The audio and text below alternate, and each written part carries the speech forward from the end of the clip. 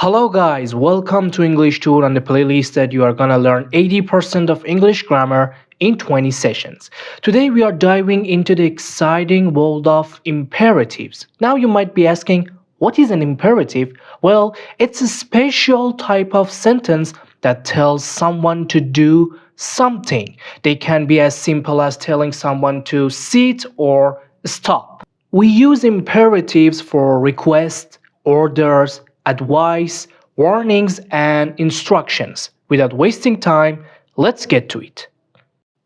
Okay, when you want to use imperatives, for example, when you want to tell someone to do something, you just use the verb without you. It's like being a captain giving orders. For example, close the door, eat your vegetables, run faster. Look, just use the verb without you.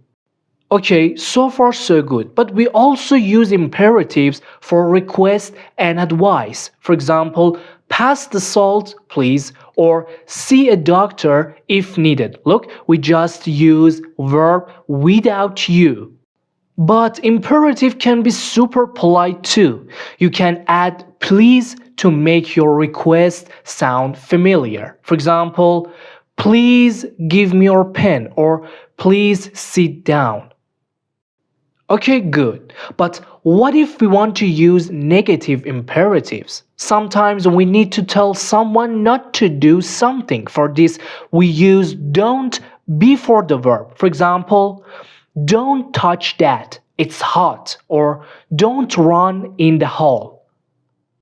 Okay, it was so easy. Now we can turn imperatives into polite question. It's like asking someone nicely to help you out. For example, could you please help me with this? Or would you mind closing the window? Wait a moment. Would you mind closing the window? Do we use ing here?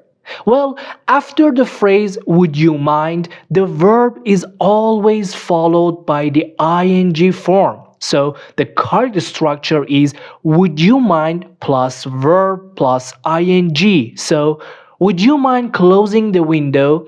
Would you mind helping me with this? Or would you mind waiting a few minutes? Not would you mind to close the window or would you mind close the window. They are incorrect. And that's it for imperatives. Piece of cake, yes? Now you know how to give commands, make requests, and even have some fun with them. So go ahead and start using imperatives in your conversations. That's enough for today. If you like the video, be sure to like it, hit the subscribe button, and share it with your friends. Until future videos, goodbye.